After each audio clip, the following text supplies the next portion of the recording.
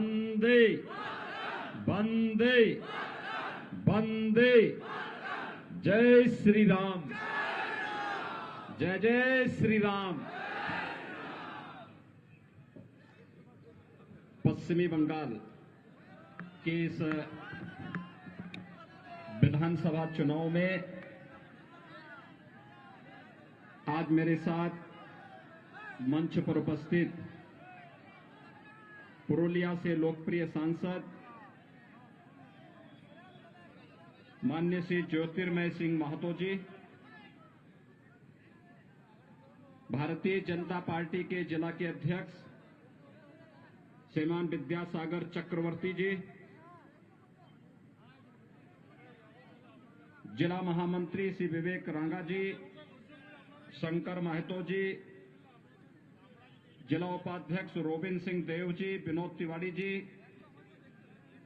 विनोद सिंह जी, संजीव महतो जी, महिला मोर्चा की जिलाध्यक्ष कावेरी चटर्जी और भारतीय जनता पार्टी के लोकप्रिय प्रत्याशी श्री बानेश्वर महतो जी और तमाम बाधाओं को तोड़ते हुए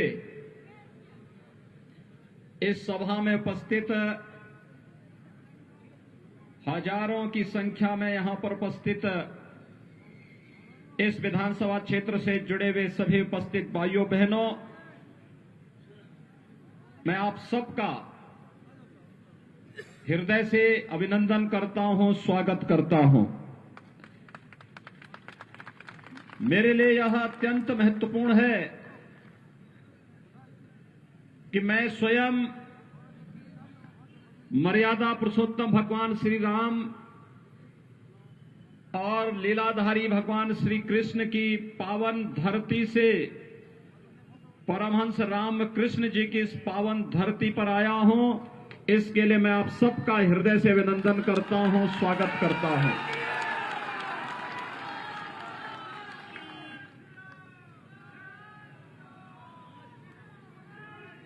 बंगाल की धरती सदैव से भारत के अंदर परिवर्तन की धरती रही है।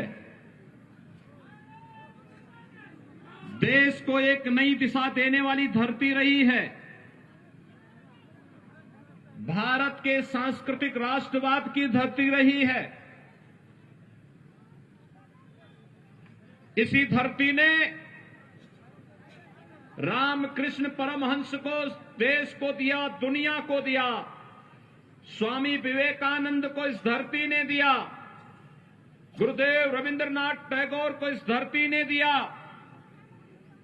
और देश के अंदर देश की आजादी को अपनी क्रांति के ज्वार से एक नई ऊंचाई तक पहुंचाने वाले देश के स्वाधीनता आंदोलन के हीरो नेताजी सुभाष चंद्र बोस भी तो इसी धरती ने देश को दिया था।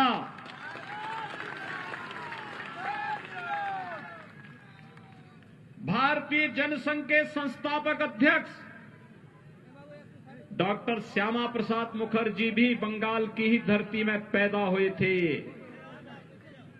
भाइयों बहनों, महान वैज्ञानिक जगदीश चंद्र बसु की धरती भी बंगाल ही है और भारत के अंदर अनेक आध्यात्मिक और सांस्कृतिक आंदोलन की गवाह बनी ये बंगाल की धरती। ये वही धरती है जिसने भारत को राष्ट्रगान जन गण मन भी दिया और जिस धरती ने वंदे मातरम का अमर गीत भी भारत को दे करके एक राष्ट्र गीत भी भारत की धरती को समर्पित किया।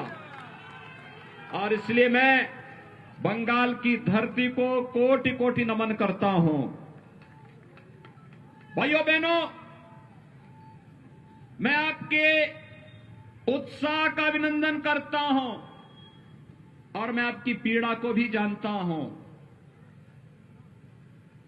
लेकिन ये पीड़ा ज्यादा दिन तक अब नहीं रहने वाली है। इसी का समाधान करने के लिए भारतीय जनता पार्टी आपके पास आई है और आपसे कहने के लिए आई है। मैं जब मंच पर आया तो मुझे 3 शहीद परिवार, भारतीय जनता पार्टी के जो कार्यकर्ता जिन्हें टीएमसी के परिवारों ने जिनकी हत्या कर दी थी, निर्मम हत्या कर दी थी, वे 3 परिवार इस मंच पर मेरे साथ यहां पर आए थे। उन्होंने मुझसे अपना परिचय दिया। मुझे देख करके यहां की टीएमसी की सरकार की गुंडागिर्दी और उनके अमानवीय कृत्यों पर देख करके क्षोभ हो रहा था और तब मुझे लग रहा था कि अब इनके बहुत लंबे समय तक इनकी गुंडागिर्दी और इनकी अराजकता अब नहीं चल पाएगी। मात्र 45 दिन बाकी हैं। 2 मई के बाद टीएमसी की सरकार की विदाई सुनिश्चित है।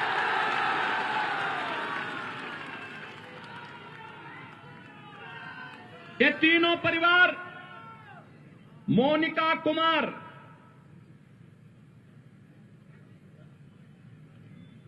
हरिराम महतो और कमीली टुडू,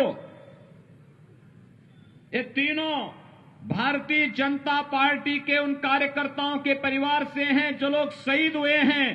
यहां की अराजकता के खिलाफ लड़ते लड़ते जिन्होंने शहादत पाई है, भारतीय जनता पार्टी के उन कार्यकर्ताओं के परिवारों से हैं।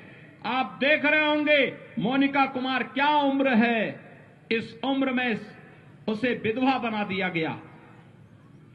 ये टीएमसी के गुंडे एक कानून को नहीं मानते।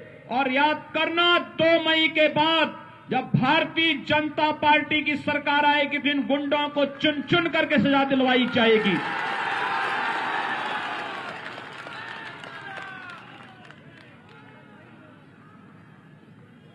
श्रीमती कमीली टुडू को देखो, इस उम्र में भी उसके साथ, और श्री हरिराम महतो जिनके परिवार के सदस्य की हत्या इसलिए कर दी थी क्योंकि वो चाहते थे कि यहां पर बंगाल के अंदर बंगाल के गरीबों को भी शासन की सुविधा का लाभ मिलना चाहिए और ये कार्य भारतीय जनता पार्टी कर सकती है। इसलिए टीएमसी के गुंडों ने उनकी निर्मम हत्या कर दी थी।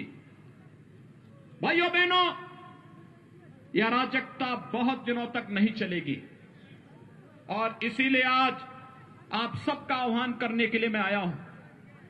याद करिए 2019 में भी मैं यहां आया था और पुरुलिया में तब मेरे कार्यक्रम को यहां की मुख्यमंत्री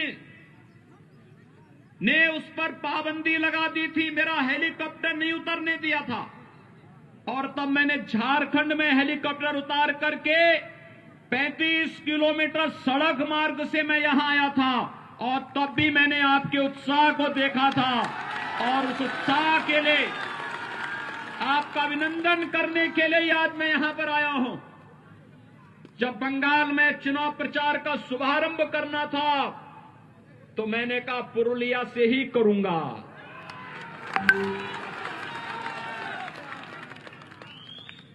पुरुलिया से ही इसकी शुरुआत करूंगा। लेकिन मैं आज भी जब आया मैं देख रहा था अभी भी सत्ता का दुरुपयोग रुक नहीं रहा है। मैं देख रहा था जगह जगह से हेलीकॉप्टर से मैं देख रहा था जगह जगह भारतीय जनता पार्टी के कार्यकर्ताओं को और जनता जनार्दन को इस सभा में आने से रोका जा रहा था। लेकिन जब मुझे कार्यकर्ताओं ने कहा कि यहां तो अभी सभा में भीड़ ही नहीं हो पाएगी, मैंने कहा चिंता मत करिए, मेरे पहुंचते ही भारतीय जनता पार्टी का बहादुर कार्यकर्ता सारे बंधनों को तोड़ करके सभा स्थल पर पहुंचेगा और आज एक बार फिर से आपने साबित कर दिया है हर प्रकार के अन्याय और अत्याचार के खिलाफ आप लोग लड़ते हुए अपनी मंजिल को प्राप्त करेंगे, इसमें कोई संदेह नहीं होना चाहिए। और आज ये सभा उस रूप में यहां पर प्रारंभ हो रही है। भाइयों बहनों, मुझे आश्चर्य होता है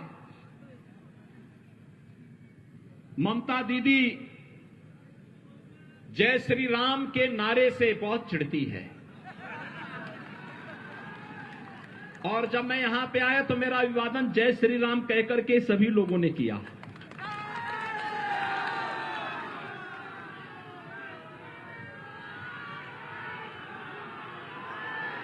मुझे आश्चर्य होता है।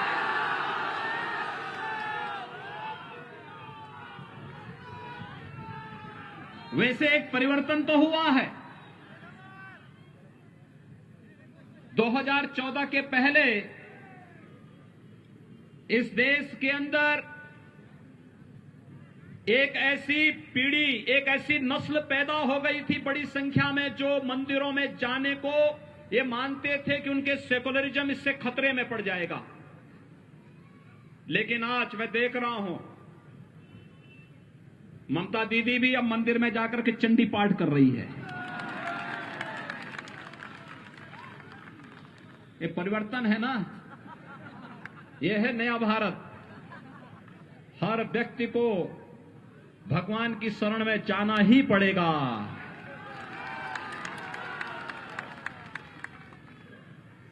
वैसे कांग्रेस के नेता राहुल जी भी चुनाव के समय मंदिर मंदिर जाते हैं, और एक जगह तो मंदिर में ऐसे बैठ गए कि उनको पुजारी को टोकना पड़ा, कह रहे ये मंदिर है, आसन ठीक ढंग से बैठिए। वो ऐसे बैठ रहे थे जैसे कोई नमाज पढ़ने के लिए बैठता है। तो पुजारी को समझाना पड़ा, कहा भाई ये मंदिर है, पवित्र स्थान है, और यहां की पवित्रता और यहां की मर्यादा का ख्याल रखो। लेकिन कम से कम सबका साथ सबके विकास के मोदी जी के मंत्र ने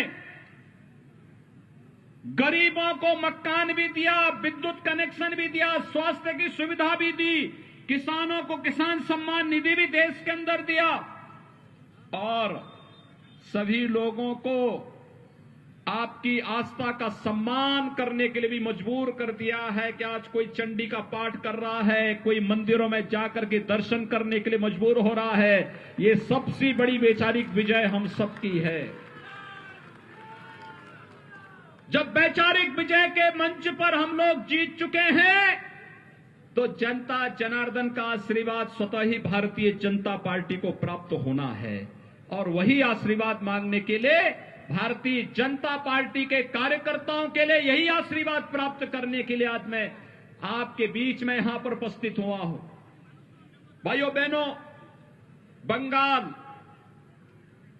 आजादी के समय ये मान्यता थी कि बंगाल विकास की धुरी बनेगा, लेकिन दुर्भाग्य से कांग्रेस ने, फिर कम्युनिस्टों ने, और फिर पिछले 15 वर्षों में टीएमसी ने बंगाल को खोखला बना दिया। बंगाल में गरीबी की दर बढ़ती गई, बेरोजगारी की दर बढ़ती गई। यहां पर पार्टी विशेष के कार्यकर्ताओं की गुंडागर्दी ने अव्यवस्था और अराजकता का एक तांडव किया। आज आप देख रहे होंगे उत्तर प्रदेश में हम लोगों ने 4 वर्ष से भारतीय जनता पार्टी की सरकार उत्तर प्रदेश में है, 40 लाख गरीबों को प्रधानमंत्री आवास मिला है, 1 करोड़ 38 लाख परिवारों को विद्युत के निःशुल्क कनेक्शन मिले हैं, 1 करोड़ 56 लाख परिवारों को रसोई गैस के निःशुल्क कनेक्शन उपलब्ध हुए हैं, और यही नहीं 6 करोड़ की आबादी को आयुष्मान भारत का 5 लाख रुपए का सालाना स्वास्थ्य बीमा का कवर मिला है, और 2 करोड़ 42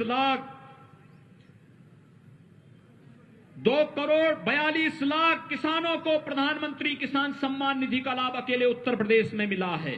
भाइयों बहनों, उत्तर प्रदेश जैसे बड़े राज्य में इतनी सुविधाएं मिल सकती हैं, तो बंगाल में क्यों नहीं? बंगाल में टीएमसी की सरकार जनता को इन विकास की सुविधाओं से वंचित करना चाहती है, इन सुविधाओं को नहीं लेने देना चाहती है, और यही कारण है विकास के मोर्चे पर बंगाल पिछड़ता गया, यहां गरीबी बढ़ती गई, बेरोजगारी बढ़ती गई और आज इसीलिए प्रधानमंत्री मोदी जी के आह्वान पर, अमित शाह जी के गृह मंत्री अमित शाह जी के आह्वान पर, भारतीय जनता पार्टी के राष्ट्रीय अध्यक्ष माननीय श्री जयप्रकाश नड्डा, जगत प्रकाश नड्डा जी के आह्वान पर भारतीय जनता पार्टी का एक एक कार्यकर्ता बंगाल के नागरिकों को न्याय देने के लिए एक बार फिर से इस चुनावी समर में सबके सामने आया है और मैं आप सबका आह्वान करना चाहूंगा। बंगाल को टीएमसी, कांग्रेस और कम्युनिस्टों की गुंडागर्दी का अड्डा नहीं बनने देना है और इसके लिए हमें एक बार फिर से अंगड़ाई लेनी पड़ेगी। भाइयों बहनों, मुझे आश्चर्य होता है, यहां का टीएमसी की सरकार पिछले 15 वर्षों से गौ तस्करी करके गौ माता को बंगाल पहुंचा देती है, कटने के लिए पहुंचा देती है। उत्तर प्रदेश में हम गौ तस्करी भी नहीं होने देते और गाय को कटने भी नहीं देते हैं। मैं पिछले दिनों टीएमसी के एक मंत्री का बयान पढ़ रहा था, वो बेशर्मी के साथ गाय को काटने की वकालत कर रहा था। पता नहीं क्यों ममता दीदी ने उसे अपने मंत्रिमंडल में रखा था, उसको उसी दिन बर्खास्त करके बाहर का रास्ता दिखाना चाहिए था, लेकिन क्योंकि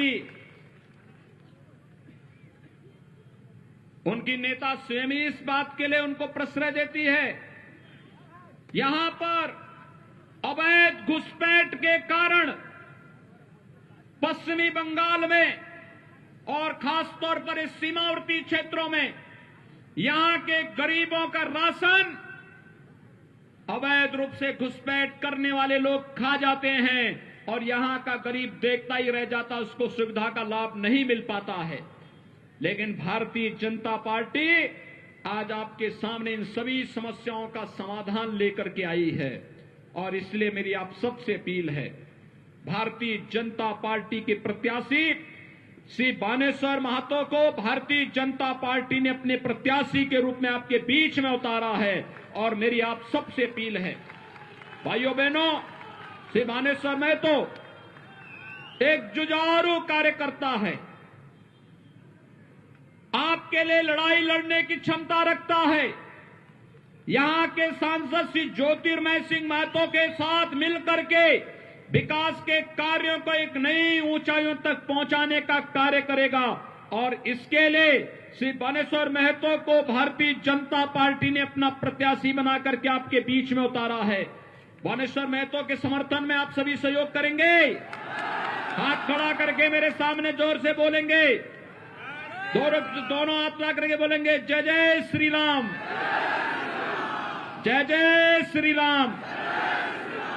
कमल चुनाव चिन्ह पर बानेश्वर महतो को भारी बहुमत से विजयी बना करके पश्चिमी बंगाल विधानसभा में भेजे और यहां पर बानेश्वर महतो और यहां पर सांसद श्री ज्योतिर्मय सिंह महतो मिलकर के यहां पर विकास, लोक कल्याणकारी योजनाओं को तो आपके पास लेकर के आएंगे ही, साथ साथ भारतीय जनता पार्टी के उन कार्यकर्ता परिवारों को भी न्याय दिलाने का काम करेंगे जो कार्यकर्ता हमारा शहीद हुआ है बंगाल के लिए और बंगाल के नागरिकों को न्याय देने के लिए शहीद हुए हैं, उन परिवारों को भी न्याय दिलाने का कार्य करेंगे। मैं एक बार फिर से आप सबका हृदय से अभिनंदन करता हूं। बंगाल की सांस्कृतिक राष्ट्रवाद की धरती को कोटि कोटि नमन करते हुए भारतीय जनता पार्टी को भारी बहुमत से विजयी बनाने की अपील आप सबसे करते हुए अपनी वाणी को देता हूं विराम। जय जय श्री राम, जय जय श्री राम। অনেক অনেক ধন্যবাদ আমাদের যোগী মহারাজ জিকে। আমরা